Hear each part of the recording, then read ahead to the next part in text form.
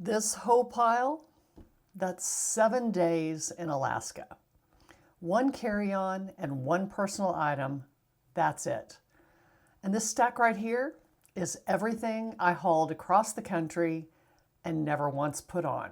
So before you pack for your own Norwegian Bliss Alaska cruise or any other cruise line, I'm going to show you exactly what earned its place, what I'd leave home next time, and give you my honest review of the ship, the parts that were really good and the parts that were not. If you're new here, I'm Jackie and I've been traveling for 40 years. I help women over 50 travel luxe without paying luxury prices for everything. If you watched part 1 of this series, you already know how the trip started.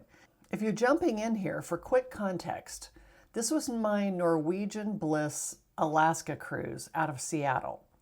7 days plus 1 night over in Seattle. Everything you need is right here in this video, and I'll link part 1 below also. Now, I've packed a lot of overstuffed bags in my life, and I've learned to do carry-on, even for a trip like Alaska, where everybody swears you can't pull it off. I mostly pulled it off this time, but I'm going to be straight with you about what I still got wrong, because that's the way I roll. When I say carry-on, I mean this rolling bag and my backpack. No checked luggage, no oversized tote, just these 2 bags. People don't believe you can do an Alaska cruise this way with 1 carry-on and 1 personal item. This is all of it. And I want to be clear, this isn't about doing without. I had everything I needed and then some. And the then some part is what we're going to talk about, because that's where I went wrong. I thought Alaska would require a completely different packing strategy. What I found is that it requires a smarter one, not a bigger bag. Over here is my pile of shame. A dress I packed for a possible dress-up dinner that I never wore, an extra pair of shoes to go with that dress, which just took extra space in the bag, a couple of tops I wasn't sure I'd want and need. They did go with my capsule, but I never wore them. And a down vest because I panicked about being cold. So I brought it along when I had already packed and the job was done. I never wore the vest either, is the sad part. Here's the rule I keep relearning after 40 years. Stick with the plan, don't panic pack at the last minute. I had planned it out, checked the weather, and I knew exactly what I needed for those weather conditions. But at the last minute, I made a game day decision that I regretted. I used to think more options meant more freedom, but what I know now is a bag full of maybes is just weight you're hauling around for no reason. So now, the winners. This is the hoodie I basically lived in on the ship, on excursions, at dinner, all of it. This one hoodie handled every bit of weather Alaska threw at me. These are the walking shoes that never once let me down, and in Alaska, you're on your feet a lot. And the real reason all of it fit into a carry-on is not willpower, it's these, my compression cubes. That's the whole trick. Everything here that I've mentioned is linked below. Before I get into the review of the ship, if you're finding this helpful, please hit subscribe now. I post a new travel video every couple of weeks, and I don't want you to miss where I'm headed next. One word from our sponsor today, who is, well, it's me. Specifically, my other channel, which is called Live Well, Retire Better. It's where I cover how I actually fund this travel lifestyle. The link is in the description below. Now, the honest cruise review. What the Norwegian Bliss Alaska cruise got right, and the couple of things I wish somebody had told me before I sailed. Or that was just, well, different.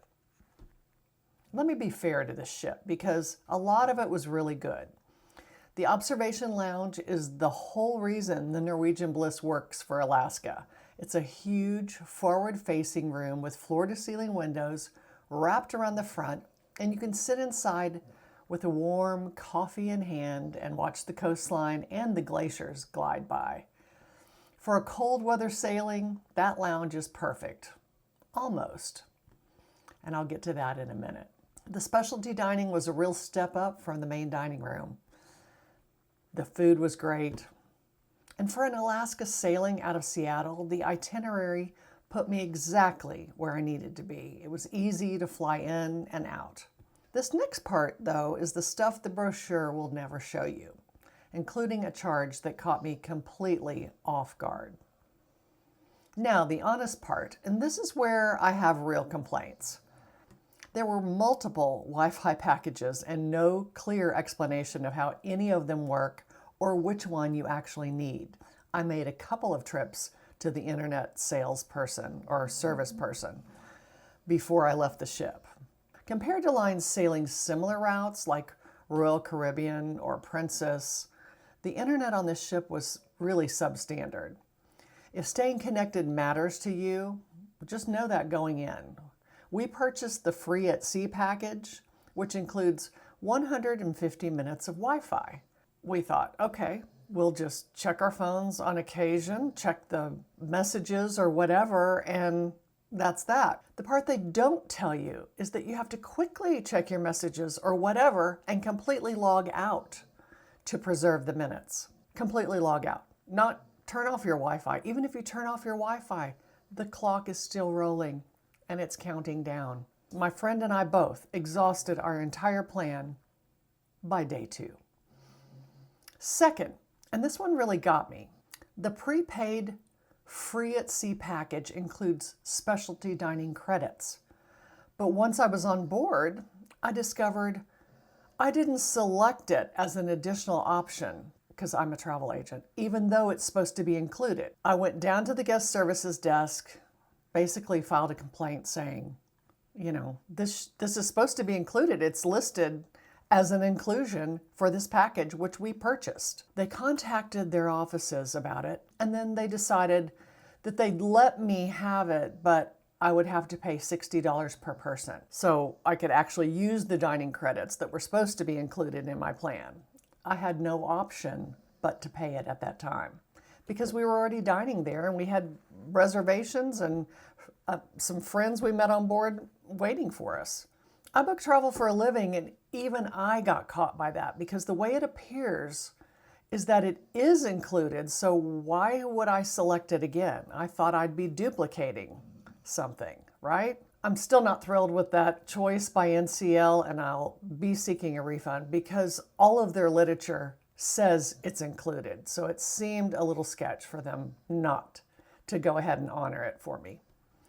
So with that in mind, here's what I want you to do before you sail. Confirm in writing that all of your benefits, depending on the package you buy, are attached to your reservation. Check and double check. Call or email Norwegian or your travel agent and get it documented. Otherwise, you can end up paying twice for something you already purchased. Third, the ship was experiencing propulsion issues and they needed to run a test or something, so the times were slowed down. This cut into our excursions and port time at cities, and we were rushing to get to see anything where we didn't even have an excursion. For example, in Ketchikan, the ship hit port at 6 a.m. and we could get off then. However, what's open at 6 a.m.? So we had breakfast, then we got off around 8-ish, and then we had to be back on board by 10:45 a.m. Our plan was to have crab or halibut at one of the restaurants, enjoy lunch, but obviously that was cut short and they weren't even serving lunch. Then in Victoria, we weren't even allowed to get off the ship, so we saw nothing. None of this actually ruined the trip, but it did cloud my perspective of their systems and their policies. So who exactly is the Norwegian Bliss Alaska cruise right for, and who might want a different kind of ship? And would I book the Norwegian Bliss for Alaska again? Here's my honest answer. If it's your first Alaska cruise and you want a big ship with a lot to do on your days at sea, and if you love the idea of watching glaciers from a warm lounge with a cup of coffee, and you don't mind a larger crowd, especially on sea days, then yes, this is a good pick. And that's what I meant when I said I'll get to it later. The observation lounge was absolutely packed with no seats available on our sea day. So it was a little disappointing. We couldn't even utilize it. We did find other options. As a side note, I wanted you to know that. If you want something smaller, quieter, and more focused entirely on the wilderness, I'd point you toward a different style of ship and a different cruise line. If you already know what kind of traveler you are, then that makes the choice easy. I'll include my contact info below, and I can provide cruise line booking services if you need it. Look at this. Everything over here, I carried across the country and back for nothing.